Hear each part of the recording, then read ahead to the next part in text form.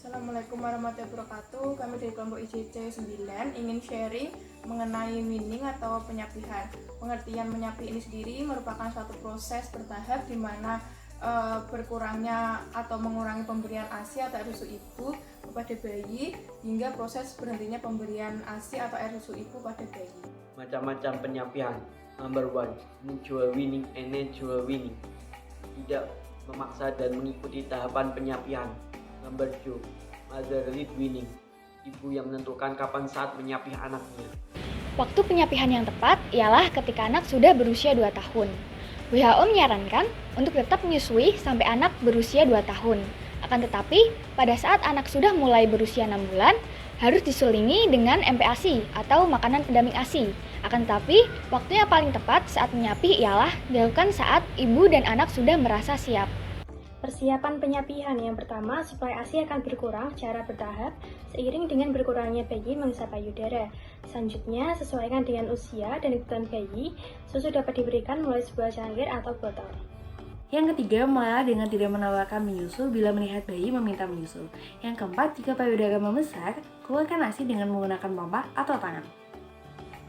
Baik, di sini ada petunjuk penyapihan. Untuk yang pertama yaitu memberikan makanan pada terlebih dahulu kepada anak. Untuk yang kedua yaitu memberikan susu formula, sehingga di sini anak makan selagi lapar dan anak minum agar hausnya hilang.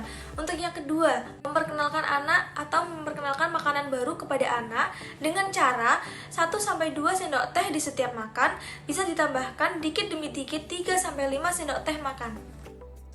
Yang ketiga, berikan makanan padat dari mangkok atau piring. Jangan campur sereal dengan ASI atau susu formula dalam botol. Yang keempat, perhatikan baik-baik isyarat dari anak. Bila masih lapar, akan membuka mulut. Jika sudah kenyang, akan membelakangi atau mendorong makanan. Dan yang kelima, bersabarlah merupakan kunci utama. Hal-hal yang salah dalam menyapih. Yang pertama, mengoleskan betadin pada puting. Hal ini bisa berdampak keracunan. Yang kedua, dioleskan jamu, brotowali, atau kopi supaya pahit. Yang ketiga, memberi perban atau plester pada puting. Kalau sudah diperban atau diplester, anak belajar bahwa puting ibunya adalah sesuatu yang tak bisa dijangkau. Hal-hal yang salah dalam menyapih berikutnya. Yang keempat, menitipkan anak ke rumah kakek neneknya. Kondisi seperti ini dapat mengguncang jiwa anak karena tak menutup kemungkinan anak merasa ditinggalkan. Yang kelima, selalu bersikap cuek ketika anak menginginkan ASI.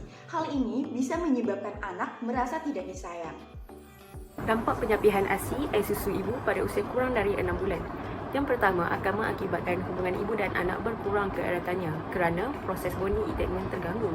Yang kedua akan mengakibatkan insiden penyakit infeksi terutamanya diarrhea meningkat. Yang ketiga, pengaruh gizi yang akan menyebabkan malnutrisi pada anak. Dan yang terakhir, mengalami reaksi alergi yang menyebabkan diarrhea, muntah dan buang. Penyapihan adalah masa berhenti menyusu pada anak.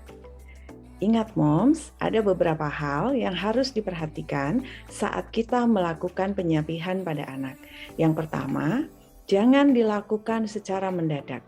Sebaiknya kita melakukan dengan bertahap. Misal, pertama dengan mengurangi bertahap frekuensi anak menyusu.